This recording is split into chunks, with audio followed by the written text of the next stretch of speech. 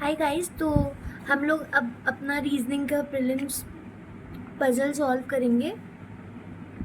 तो ये वाली पजल जो है इसमें दिया गया है कि एक फैमिली में 7 पर्सन्स हैं ABCD टिल G, और ये सेम डेट दैट इज़ 1 में बॉर्न हुए हैं, डिफरेंट ईयर्स हैं 1979 82।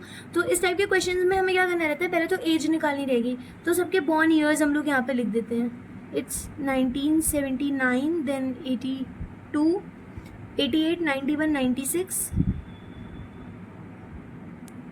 फिर 2000 एंड 2000, 2001 एंड 2004। अब हम यहाँ पे इस कॉलम में इनकी एज लिख लेंगे। अब दिया एज निकालने के लिए इन्होंने एक बेस ईयर दिया है 2023, यानी कि 2023 के रेस्पेक्ट में हमें इन सब की एजेस निकालनी है। तो पहले तो वेट अ मिनट,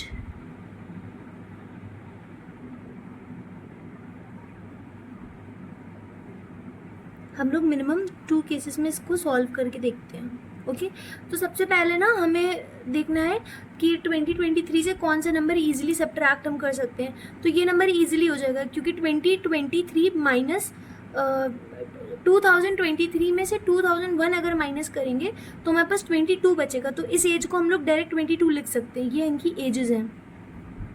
अब जो 2001 में पैदा हुआ है वो 2004 में पैदा होने वाले से बड़ा होगा। और कितने साल बड़ा होगा, इसके 3 साल के बाद पैदा हुआ, यानी कि ये 3 साल छोटा होगा 2004 में जो पैदा हुआ है।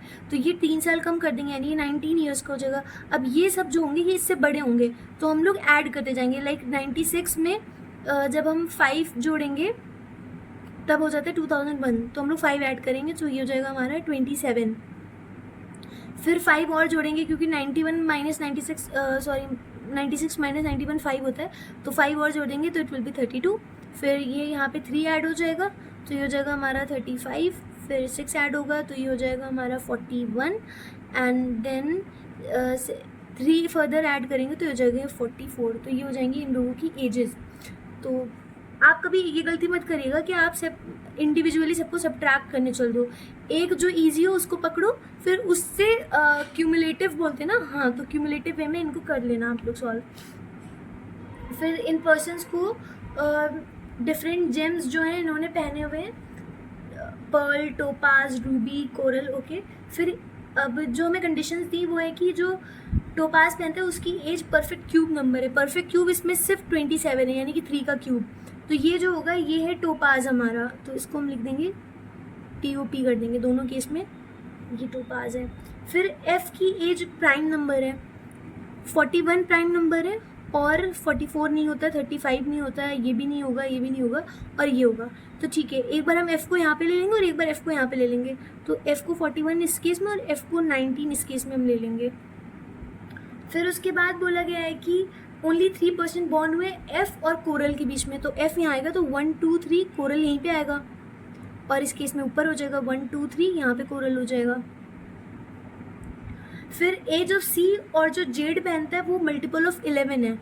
C और जेड जो हैं इनकी एज जो है वो 11 के फॉर्म में है। ठीक है, अब इस केस में अगर हम देखें तो 11 के फॉर्म में एक तो 44 है और एक 22 है। तो जेड यहाँ पे तो नहीं आ सकता, तो ऑब्वियसली जेड यहाँ पे आएगा, तो फिर C यहाँ पे आ जाएगा। अब इस केस में जेड यहाँ पे आ सकता है और जेड यहाँ भी आ सकता है और C यहाँ पे आ सकता है और C यहाँ भी आ सकता है। तो हमें इसके लिए अलग केस बनाने की ज़रूरत नहीं है। हम नेक्स्ट कंडीशन पढ़ते हैं, मे बी हमें उससे कुछ क्लू मिल जाए। तो नेक्स्ट कंडीशन में बोल रहे हैं कि एज मेनी पर्सन बॉर्न हुए before Z as after E। Suppose अगर हमने यहाँ पर जेड को लिया तो C हमारा यहाँ पे आएगा। ओके, तो अब जेड से पहले जितने पैदा हुए E के बाद होते होंगे, तो जेड से पहले कोई नहीं हुआ है तो E के बाद भी कोई नहीं होना चाहिए, तो E को यहाँ पे आना चाहिए, बट यहाँ पे तो F है, तो जेड यहाँ नहीं आएगा, जेड हमारा यहाँ पर आ जाएगा। तो फिर C भी मल्टीपल ऑफ 11 है, तो C को 44 पे रख देंगे हम लोग। अब जेड से पहले जितने होंगे E के बाद उतने होंगे, तो अब हमें ऊपर गिनने से अच्छा हम नीचे गिन लेते हैं कि जेड के बाद जितने होंगे E से पहले उतने हो जाएंगे, बात सेम ही रहेगी। तो इसके नीचे 1 होगा तो E के ऊपर 1 होना चाहिए, तो E यहाँ पर आएगा और इसके ऊपर 1 हो जाएगा। ठीक है, और यहाँ पे देखो जेड से पहले कोई नहीं है तो E के बाद कोई नहीं, तो E यहाँ पे आ जाएगा। फिर उसके बाद हमें दिया गया है कि एज ऑफ D जो ओपल पहने हैं वो इवन नंबर पे, तो D यहाँ नहीं आ सकता क्योंकि ये इवन एज नहीं है, तो फिर डी यहाँ पे आएगा, डी, और ये ओपल हो जाएगा। और इस केस में भी डी यहाँ नहीं आ सकता क्योंकि ओपल यहाँ पर नहीं, and obviously odd number as है, तो डी खाली यहीं पे बचेगा इस केस में। तो इसको हम लोग यहाँ पे लिख देंगे, डी एंड ओपल। फिर उसके बाद दिया गया है कि ए बॉर्न हुए इमीडिएटली आफ्टर रूबी, रूबी के फ़ौरन बाद ए हुआ है। अब इस केस में रूबी यहाँ अगर आया तो ए नहीं आ पाएगा, और इस केस में यहीं पे आएगा रूबी, तो फिर रूबी यहाँ पे आएगा तो ए यहाँ पर आएगा, और इस केस में रूबी यहाँ पर आएगा तो ए यहाँ पे आएगा। इसके अलावा आप चेक कर लिए कोई केस नहीं है, तो हम लोग यहाँ पे रूबी लिखेंगे और ए को यहाँ पे लिख देंगे। फिर दिया है कि एज डिफरेंस ए और जी का सेम है, difference between ji and pearl, ठीक है। तो ए और जी का जो डिफरेंस है वही होगा जी एंड पर्ल का। फिर neither A nor E where's pearl, और ए और ई जो है वो पर्ल नहीं पहनेंगे, ठीक है। अब देखो पर्ल के लिए हमारे पास ये जगह बची है और ये जगह बची है सिर्फ, और ना तो पर्ल यहाँ आ सकते क्योंकि ए को और ई को नहीं मिलना, और यहाँ पे भी नहीं आ सकते, यानी ये केस हमारा गलत हो गया। अब इस केस में हम लोग पर्ल या तो यहाँ पे रखेंगे या तो यहाँ पे रखेंगे, और जी या तो यहाँ पे या तो यहाँ पे। अब इसको हमें अगर सेट करना है तो हमें सिर्फ इसी कंडीशन की हम हेल्प ले सकते हैं। सपोज हमने जी को यहाँ पे रखा, 27 पे रखा अगर हमने जी को, तो ए और जी, और सपोज पर्ल को हमने 44 पे रख दिया यहाँ पे, ठीक है। अब इन्होंने बोला है ए और जी का जो डिफरेंस होगा, ए है 35 और जी है 27, तो इनके बीच में डिफरेंस कितना का होगा, 15 माइनस 7, 8 का डिफरेंस है ए और जी में, और जी और पर्ल में भी फिर 8 का होना चाहिए। तो अब 27 प्लस 8 अगर हम करेंगे तो ये हो जाएगा हमारा 35, यानी कि पर्ल हमारा यहाँ पे नहीं आएगा अगर जी यहाँ पे। तो पर्ल के लिए एक ये जगह थी और एक ये जगह थी। अगर पर्ल को हमने 19 पे रखा तो जी और पर्ल में अब डिफरेंस कितने का होगा, तो 27 माइनस 19 अगर हम कर देंगे तो ये हमारा हो जाएगा 8, ठीक है। तो दोनों का डिफरेंस सही हो रहा है, यानी कि अगर हमने जी को यहाँ पे रखा और पर्ल को यहाँ पे रखा तो ये केस सही है। बट हमें ना अभी एक ये वाली भी तो जी को यहाँ पे रखना है। हमने एक बार जी को यहाँ पे रख के पर्ल से यहाँ पे चेक करा, गलत आया, फिर पर्ल से यहाँ पे करा तो सही आया। अब हम जी को यहाँ पे रखेंगे, फिर पर्ल को यहाँ पे रख के चेक करेंगे, फिर यहाँ पे अगर वो भी सही हुआ तो हमारे दोनों केसेस सही होंगे, और अगर नहीं तो हमारे वही केस सही होगा कि जी यहाँ पे आ जाए।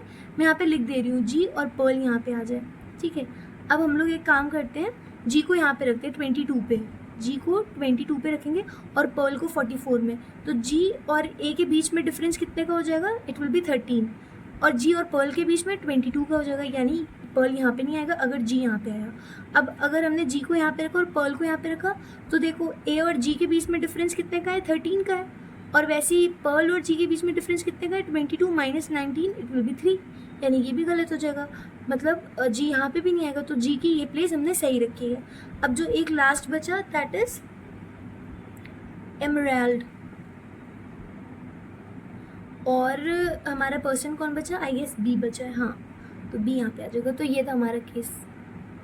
समझाने की वजह से टाइम ज़्यादा लगता है, बट अगर आप एग्जामिनेशन हॉल में बैठे हो या आप खुद मॉक टेस्ट दे रहे हो तो आप स्पीड में कर लोगे। थोड़ा बहुत बस माइंड में कैलकुलेशन नहीं, माइंड में थोड़े केसेस आपको खुद से सॉल्व कर लेने चाहिए, अदरवाइज कोई इसमें इतना रॉकेट साइंस नहीं लगती है। अब हम लोग सेकंड पजल करेंगे। एक्चुअली सीटिंग अरेंजमेंट का क्वेश्चन है, 12 पर्सन है, ठीक है, इस बिस सिस डिस ऐसे करके नाम है, आप लोग सिंपली ABCD भी कर सकते हो। तो ये बिल्डिंग में रहेंगे, 2 टाइप्स के फ्लैट हैं, ओके, और बॉटम मोस्ट जो होगा वो 1 है, टॉप मोस्ट 6 है, और फ्लैट X जो है वो Y के वेस्ट में है, ठीक है। तो हम लोग लिख लेते हैं Y यहाँ पे आएगा, X यहाँ पे आएगा, और ये 6 5 4 3 2 and 1, और सेकंड केस भी हम लोग बना लेंगे।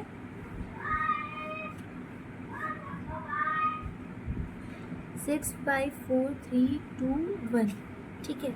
अब हम लोग कंडीशंस को एक एक करके पढ़ते हैं और देखते हैं हम लोग किसको पुट कर सकते हैं। और एक नोट दिया गया है कि अगर एक पर्सन लिव्स 1 और 2 फ्लोर्स अबव और बिलो अनदर तो वो सेम फ्लैट में रहेंगे अनलेस स्टेटेड अदरवाइज, ओके।